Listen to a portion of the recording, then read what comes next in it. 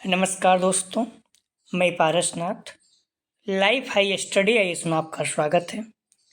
दोस्तों, आज हम लोग राजा महेंद्र प्रताप सिंह विश्वविद्यालय अलीगढ़ के बीएड फोर्थ सेमेस्टर एग्जाम 2025-26 जो 14 मई 2026 एग्जाम होने जा रहा है, उसके लिए पेपर 401 अर्थात अधिगम के लिए आकलन या असेसमेंट फॉर लर्निंग का फुल प्रैक्टिस सेट 6 से हल करेंगे। इसके लगभग 85 प्रश्न रहेंगे। यहाँ से निश्चित रूप से एग्जाम में प्रश्नों के सेम टू सेम आने की संभावना है, इसलिए आप लोग वीडियो को पूरा देखिएगा। ध्यान रखना, यह पेपर आपका 80 अंक का रहेगा। 100 प्रश्न एग्जाम में रहेगा, ठीक है। 100 प्रश्न, 100 में आपको कोई भी 75 प्रश्न हल करना और 75 में कम से कम आपका 30 प्रश्न मिनिमम सही होना चाहिए और 32 अंक प्राप्त करना है। समय आपका 2 घंटे अर्थात 120 मिनट का होगा। 12 से 2 इसका टाइमिंग रहेगा। पेपर 401 अर्थात अधिगम के लिए आकलन, इसका फुल प्रैक्टिस सेट 6 साल करेंगे। आप डिस्क्रिप्शन में जाएंगे, लिंक आप प्लेलिस्ट 401 यहाँ पर क्लिक करेंगे, इस पेपर की सारी वीडियो आपको क्रम से मिल जाएगा। आइए देखते हैं प्रश्नों को। प्लीज़ वीडियो को लाइक और शेयर कीजिए। कॉलेज ग्रुप पे जो भी फ्रेंड हैं, जिससे सभी लोगों को लाभ हो सके जो बीएड की एग्जाम देने जा रहे हैं फोर्थ सेमेस्टर का। पहला प्रश्न है, ध्यान रखना सारे प्रश्न एग्जाम में आए हुए हैं। मापन का कौन से स्तर वर्गीकरण स्तर के नाम से भी जाना जाता है? सही जवाब हो जाएगा ए, नामित स्तर, ठीक है। अगला प्रश्न है,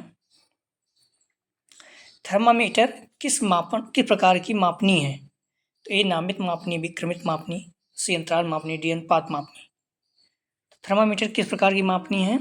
सही जवाब हो जाएगा सी, अंतराल मापनी। अगला प्रश्न है, निम्न में क्या मापन का कार्य है? ए वर्गीकरण, बी पूर्व कथन, सी निदान, डी उपयुक्त सभी। सही जवाब हो जाएगा डी, उपयुक्त सभी। अगला प्रश्न है, मापन का सर्वोच्च स्तर कौन सा है? तो ए नामित मापनी, बी क्रमित मापनी, सी अंतराल मापनी, डी अनुपात मापनी। सही जवाब हो जाएगा 4 का डी, अनुपात मापनी सबसे उच्च है और नामित मापनी सबसे निम्न है। दोनों ध्यान रखना, मापन का सबसे निम्न स्तर नामित मापनी है, नामित स्तर है, पूछा गया है एग्जाम में। वर्ष के अंत में अगली कक्षा में प्रोन्नत हेतु कौन सा आकलन किया जाता है? सही जवाब हो जाएगा 5 का बी, योगात्मक। वर्ष के अंत में अगली कक्षा मतलब जैसे अभी आप लोग फोर्थ सेमेस्टर एग्जाम दे रहे हैं, कौन सा है? योगात्मक। साल भर में या 6 महीने के जो होता है आपका सेमेस्टर वाइज एग्जाम, ये सब योगात्मक आकलन है। अगला प्रश्न है, किस मापनी में वास्तविक शून्य बिंदु होता है? महत्वपूर्ण है, बार बार पूछा जाता है। सही जवाब हो जाएगा डी, अनुपात मापनी में। अगला प्रश्न है, किसने कहा जो कुछ भी अस्तित्वमय है उसका अस्तित्व कुछ परिमाण में होता है? सही जवाब हो जाएगा ए, थॉर्नडाइक। सारे प्रश्नों को अच्छे से तैयार कर लीजिए, एग्जाम में आए हुए हैं और निश्चित रूप से आपको बहुत ज़्यादा लाभ होगा। कहीं भी आ रहे हैं जा रहे हैं, प्रश्नों को देखते रहिए। आप सोचेंगे लास्ट में 2 दिन पढ़ेंगे तो 4 दिन पढ़ेंगे तो फिर वहाँ पे नंबर कम आएगा, पास तो हो जाएंगे, नंबर कम आएगा, इसलिए अभी से पढ़ते रहिए। प्रश्न है, स्पीयर माइन के साथ संबंध का प्रयोग निम्न में किस मापनी पर किया जाता है? सही जवाब हो जाएगा 8 का बी, क्रमित मापनी। अगला प्रश्न है, निम्नलिखित में कौन वस्तुनिष्ठ प्रश्न का उदाहरण है? तो ए सत्य सत्य प्रश्न, बी रिक्त स्थानों की पूर्ति प्रश्न, सी बहुविकल्पी प्रश्न, डी उपयुक्त सभी। सही जवाब हो जाएगा 9 का डी, उपयुक्त सभी। अगला प्रश्न है, किसका प्रयोग व्यक्ति के अचेतन मन को मापने हेतु किया जाता है?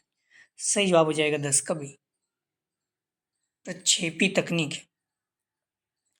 अगला प्रश्न है, प्रश्नावली है, ए शोध विधि, बी मापन तकनीक, सी डेटा संग्रहण के लिए उपकरण, डी डेटा विश्लेषण तकनीक।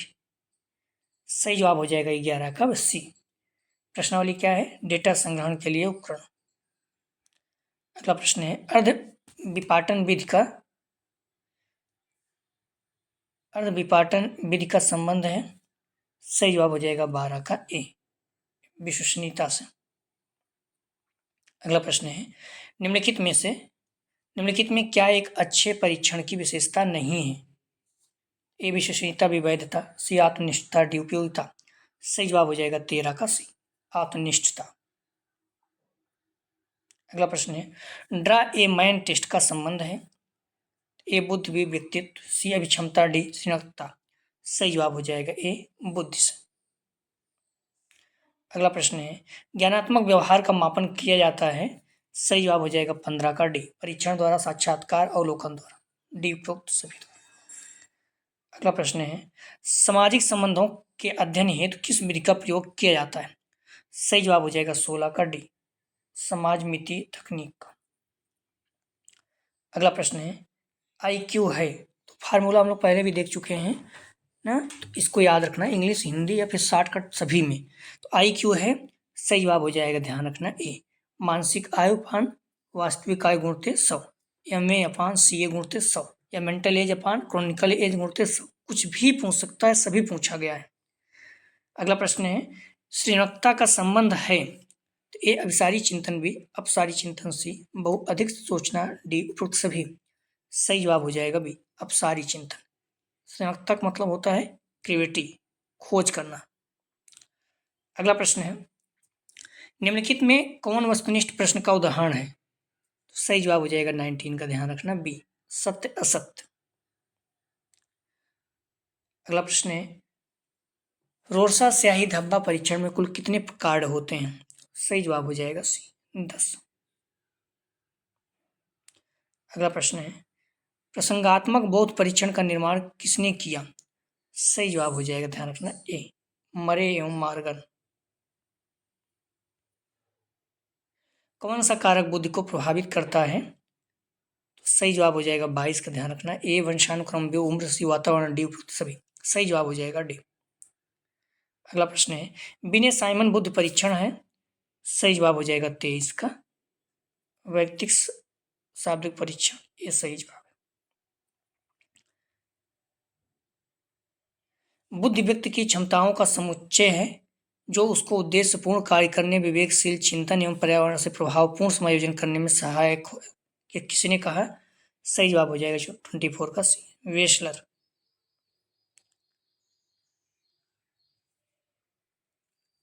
विश्वसनीयता एक अनिवार्य शर्त है। सही जवाब हो जाएगा 25 का सी, वैधता हेतु।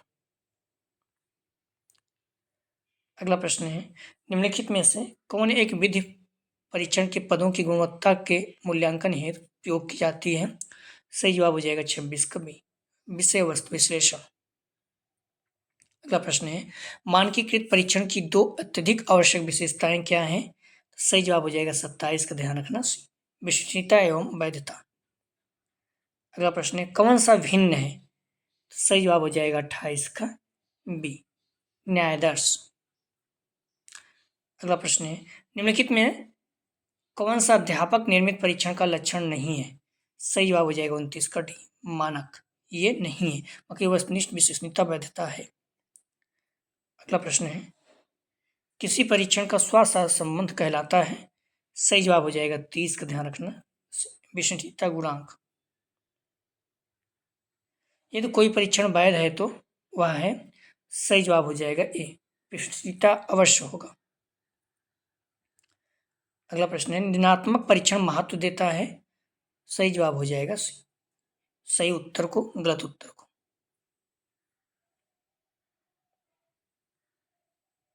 निम्नलिखित में से कौन सा माध्य, माध्यिका और बहुलक के बीच सही संबंध है। तो माध्य, माध्यिका और बहुलक के बीच फार्मूला है, तो ध्यान रखना इसमें, अगर आप ध्यान दोगे तो आसानी से हो जाएगा सी। हम लोगों ने देखा था बहुलक बराबर 3 माध्यिका माने 2 माध्य, तो यहाँ पर माध्यिका को इधर लेकर चले गए हैं, बहुलक को इधर ला दिए हैं, तो 3 माध्यिका बराबर बहुलक प्लस 2 माध्य। ठीक है, कहीं कहीं मिल जाएगा बहुलक बराबर 3 माध्यिका, इधर ले जाएंगे तो -2 माध्य, जो कहे अब देख लीजिएगा। अगला प्रश्न है कौन सा केंद्रीय प्रवृत्ति का सबसे सामान्य माप है। सही जवाब हो जाएगा 34 का ए, माध्य। अगला प्रश्न है निम्नलिखित में से कौन सर्वाधिक अस्थायी केंद्रीय प्रवृत्ति की माप है।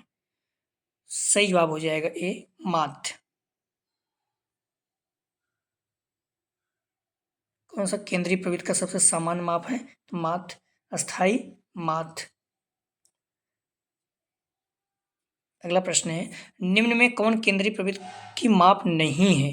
सही जवाब हो जाएगा 36 का, ध्यान रखना डी, मानक विचलन, माध्य, बहुलक, माध्यिका है। अगला प्रश्न है आंकड़ों का मध्य बिंदु कहलाता है। सही जवाब हो जाएगा सी, माध्यिका। अगला प्रश्न है, निम्नलिखित में कौन विचलनशीलता का सर्वाधिक अस्थायी माप है? तो राइट आंसर हो जाएगा इसका ए, मानक विचलन। मध्यमान का फार्मूला क्या है? सभी संख्याओं का योग बटे संख्या। तो सही जवाब हो जाएगा बी। मध्यमान बराबर क्या होता है? सिग्मा एफ एक्स अपान एन भी होता है। ठीक है, संख्याओं का योग बटे संख्या होता है। बी इसका सही है। सर्वाधिक संवेदनशील सांख्यिकी कौन सी है?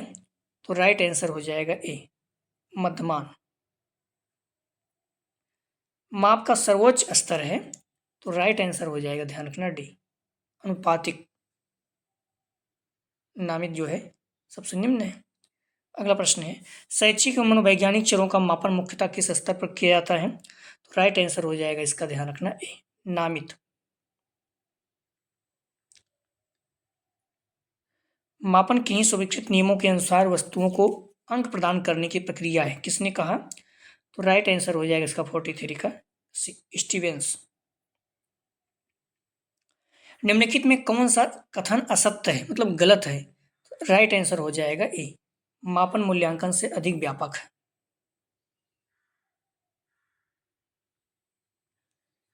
मनुष्य की लंबाई है एक, सत्य सत्य भी, सतत चर सी, अचर डी, उपयुक्त सभी। सही जवाब हो जाएगा 45 का बी, सतत चर। अगला प्रश्न है, आकलन के बारे में क्या सत्य है? तो राइट आंसर हो जाएगा डी, आकलन मात्रात्मक, आकलन गुणात्मक, आकलन में परम शून्य होता है। तो राइट आंसर हो जाएगा डी, सभी सत्य है। अगला प्रश्न है, पाठ्यक्रम के अंत में किया जाने वाला आकलन कहलाता है? तो राइट आंसर हो जाएगा, ध्यान रखना, सी, योगात्मक आकलन।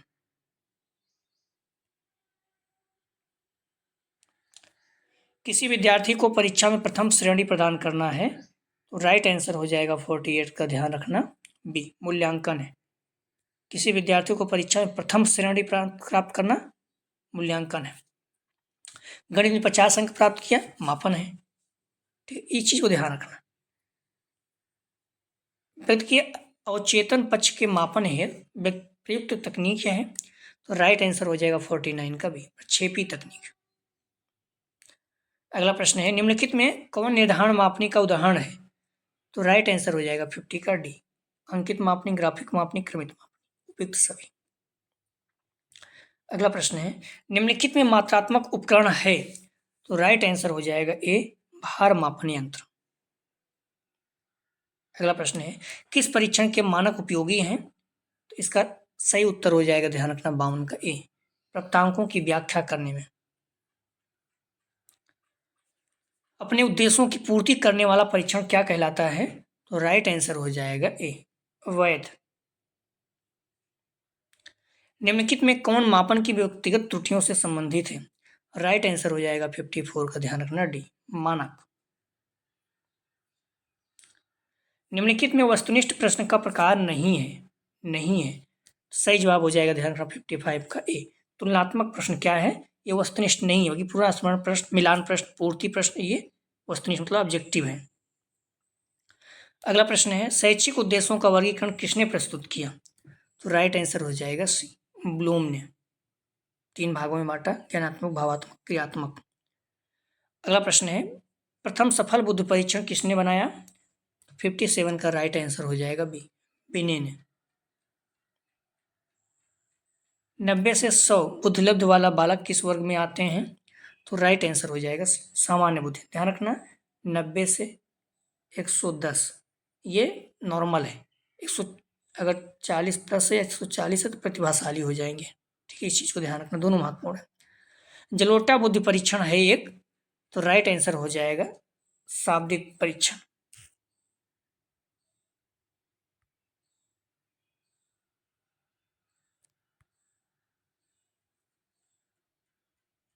ठीक है, तो जलोटा बुद्ध परीक्षण है एक, तो राइट आंसर हो जाएगा 59 का, ध्यान रखना, ए, शाब्दिक परीक्षण।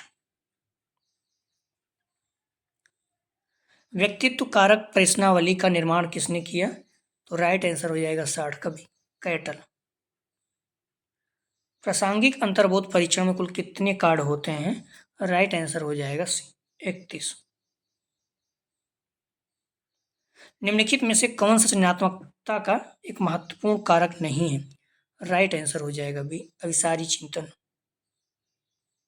अविसारी चिंतन का प्रयोग बुद्ध के समान अर्थ में किया जाता है। अविसारी चिंतन का प्रयोग सृजनात्मक सृजनशील के समान अर्थ में किया जाता है। प्रतिभाशाली बालकों का गुण सृजनशील माना गया है। अगला प्रश्न है सृजनात्मकता के मापन में कौन संबंधित नहीं है?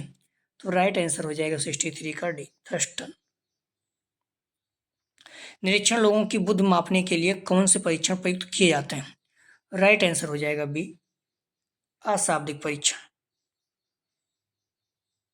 उपलब्धि परीक्षण निर्माण के कौन से चरण में ब्लूप्रिंट बनाया जाता है? तो इसका ध्यान रखना 65 का ए परीक्षण की योजना।